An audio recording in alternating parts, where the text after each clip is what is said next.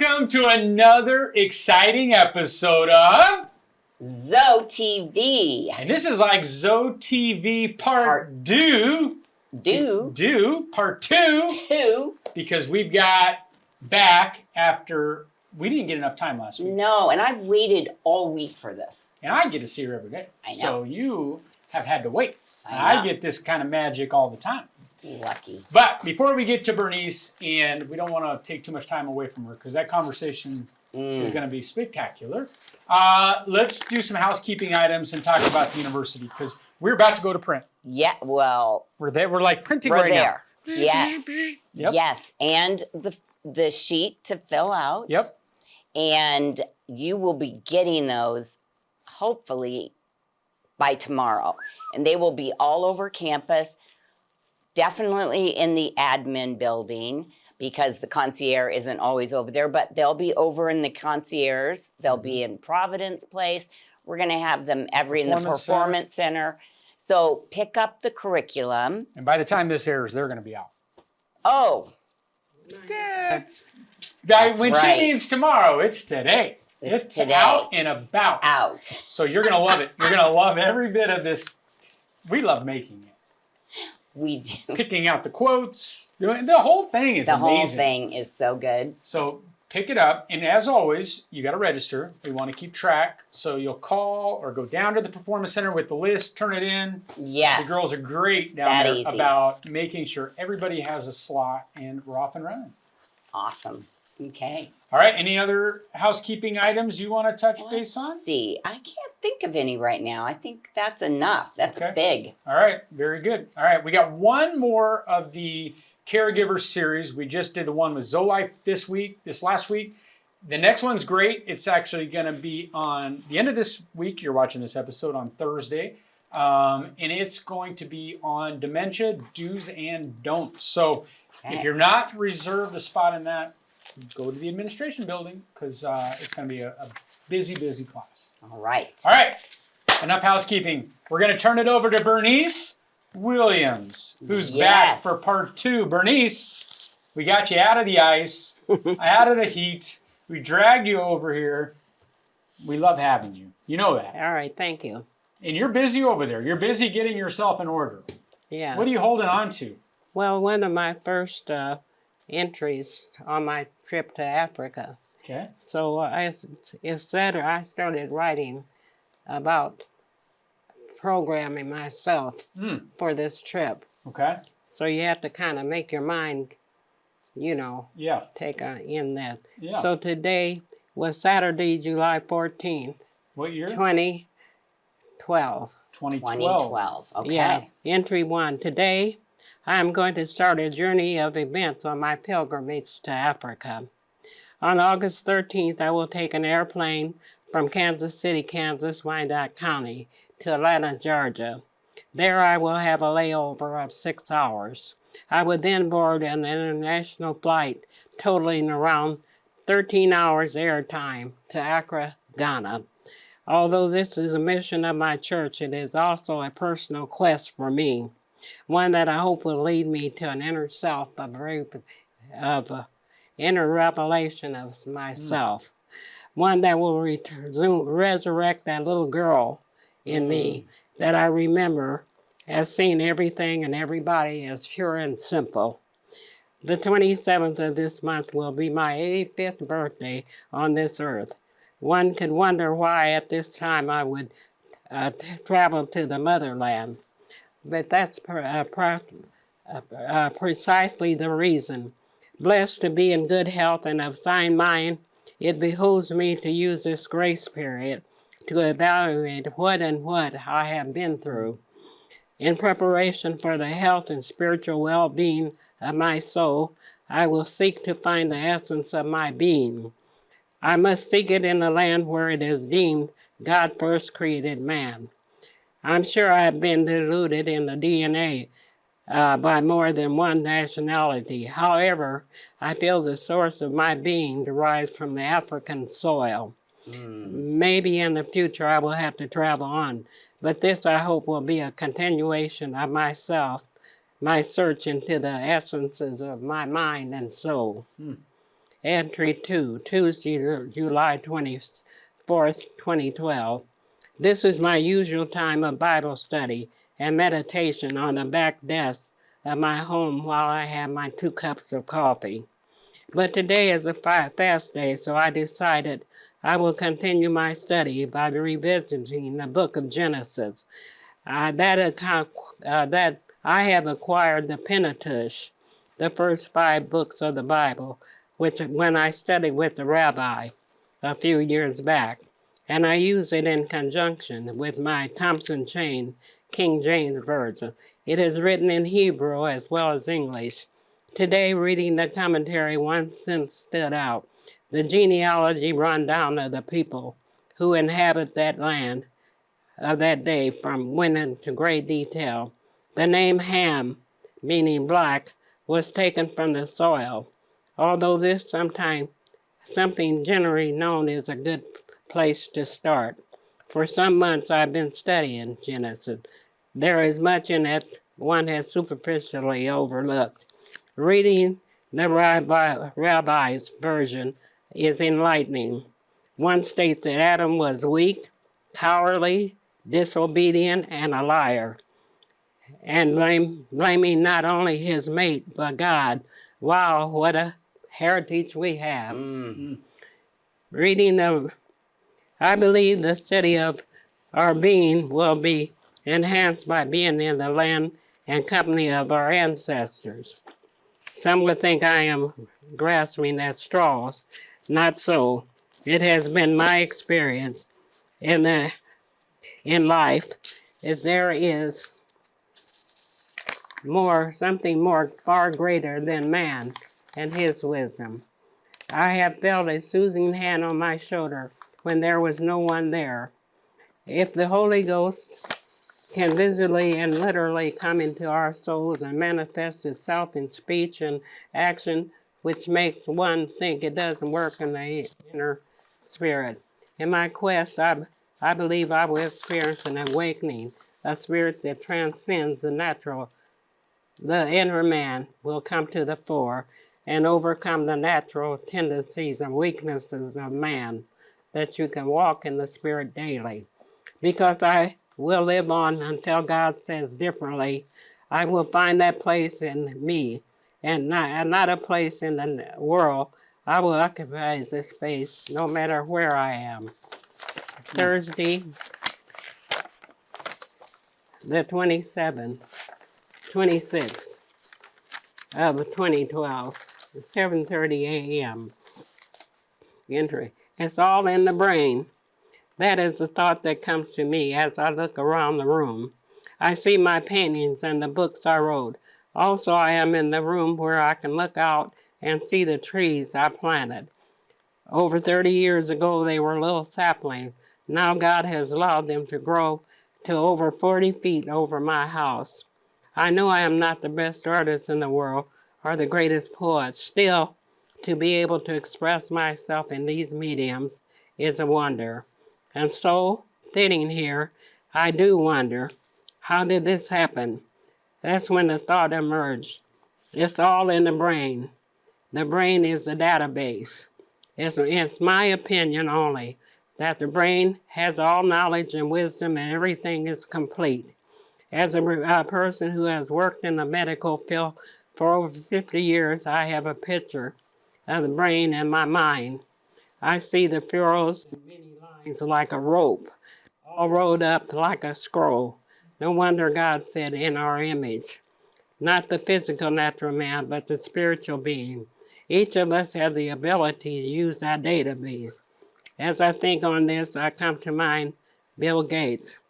What are all the numbers and symbols and information that he see to put that small computer chip together? What part of the database did he pull from that? So when we tap into the scroll, what will we see? What will we take and use? What area will we allow to open up? What part of it did God give each of us as a gift?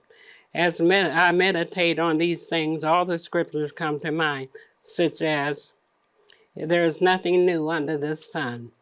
I'm sure that there is not a new thought but in my mind, I can assimilate it all and put it into a more cohesive pattern of thinking. For now the search goes on. Entry 4, 7/27/2012. It's my birthday, 85 years. I have had several calls from some family members and friends. Yesterday, my great-grandson, David, 9, led the children in singing happy birthday.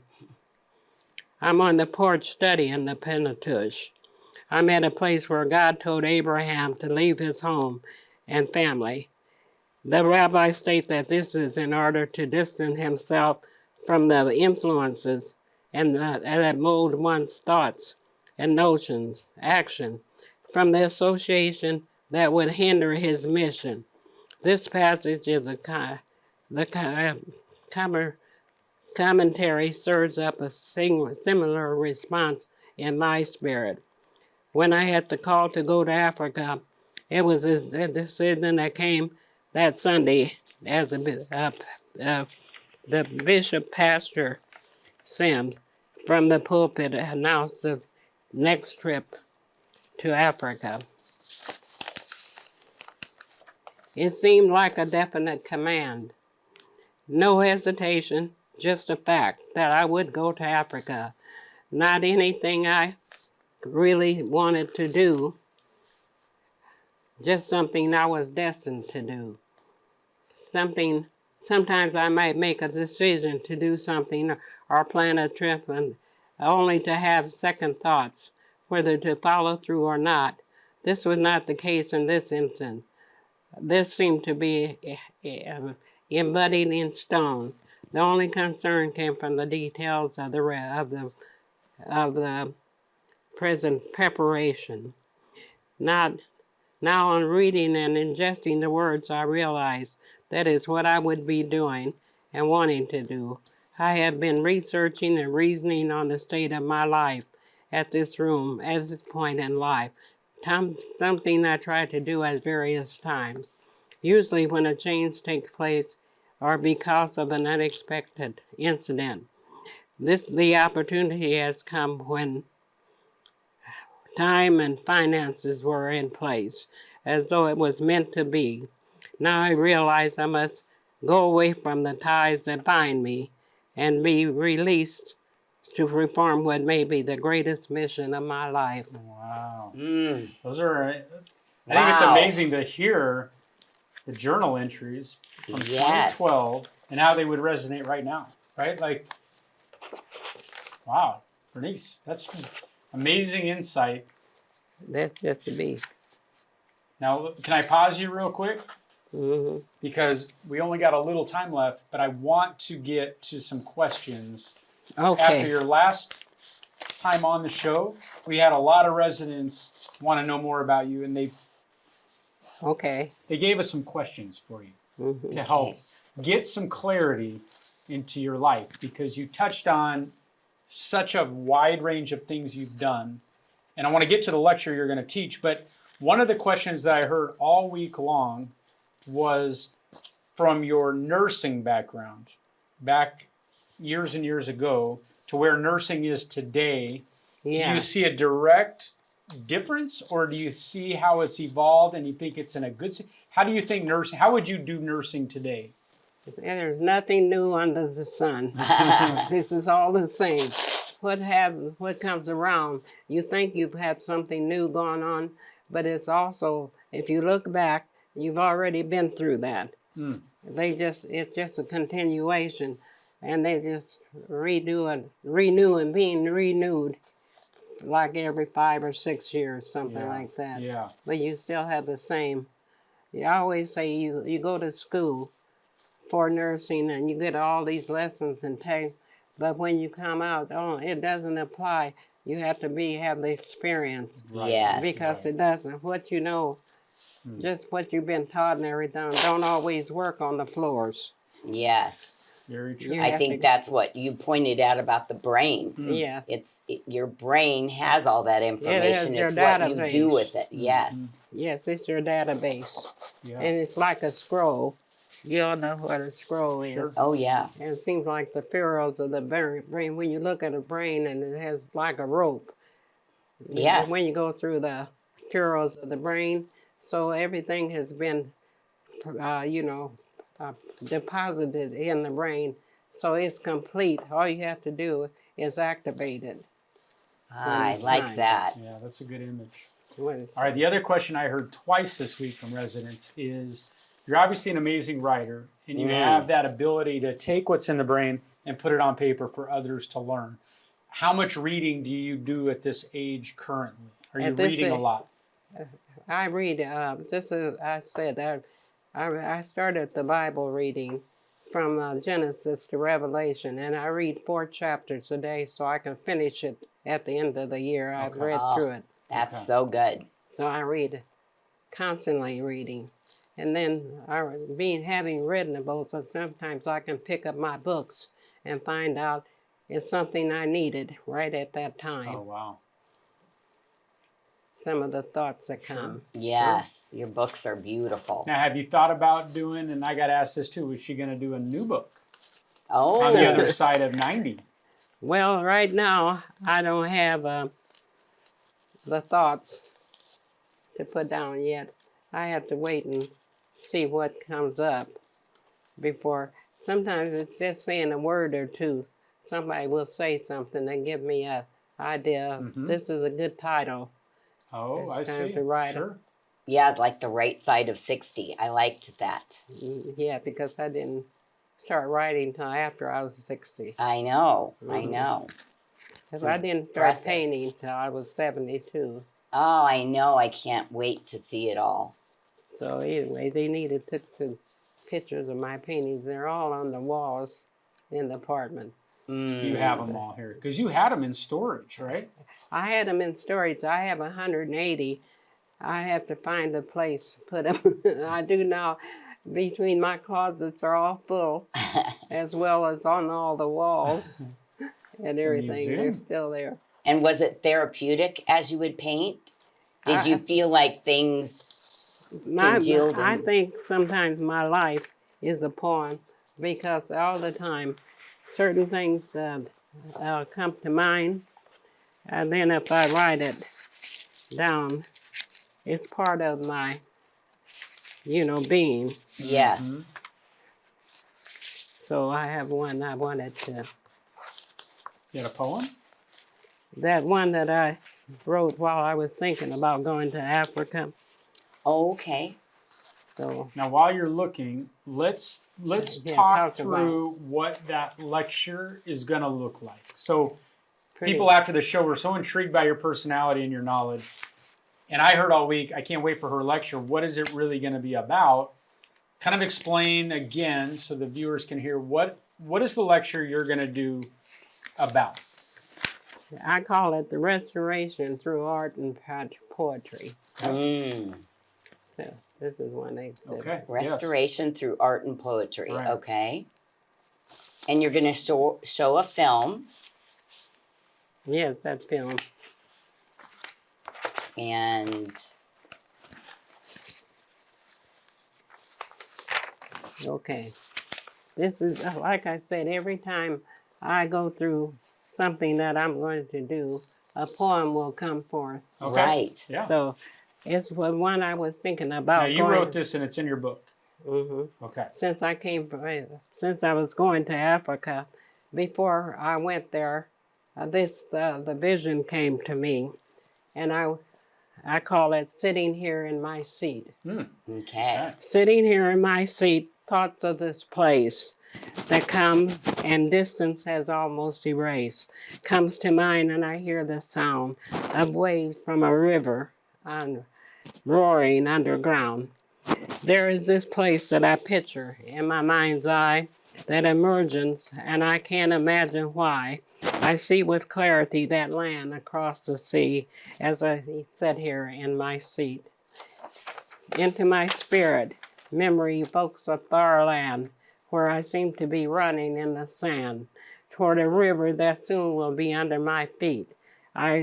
Even though I'm still sitting here in my seat. I feel the coolness as the waves crest, drenching my legs and causing my dress to cling to my body, and its peak splatters me even as I sit here in my seat.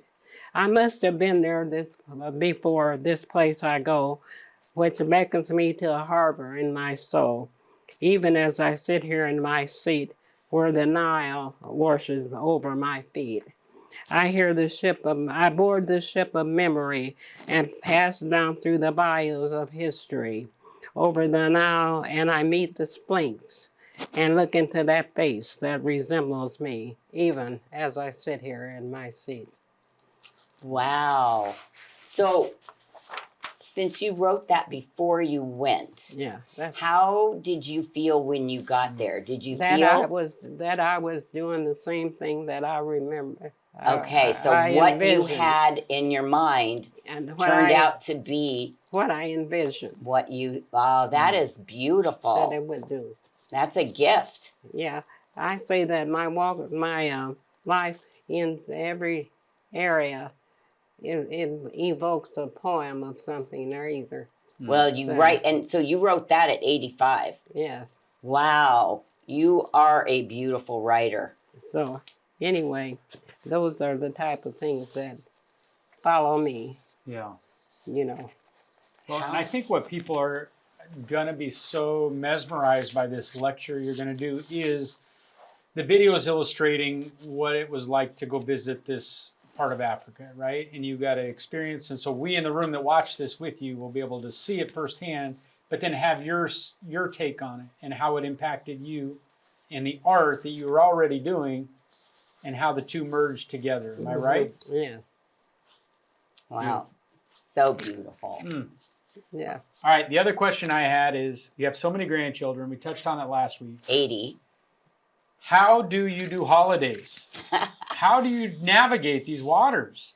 Well, we have all kinds of, I told you I have a multicultural family. Yes. So we have different foods and different culinary things that they bring to the home. Okay. We gather at one or another's houses, grandchildren, great-grandchildren. So anyway, one of them has this beautiful home. It's over a $500,000 home. It is so beautiful.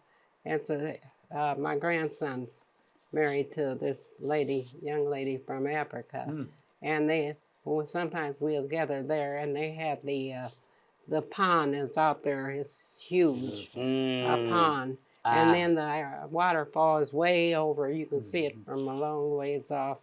And it's beautiful. The yard is beautiful. That's pretty. So that's one of the homes we go to. And then we go to another one of my granddaughters who have all the children, the beautiful children.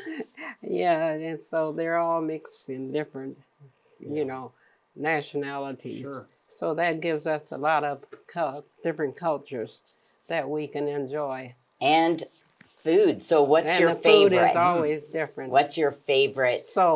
Okay. Okay. Still soul food. Wow. Yeah. Well, and do you cook anymore? The best I can. Sometimes I can't stand that long, Yeah. but you enjoy it. I do. That's so great. I Well, can stand.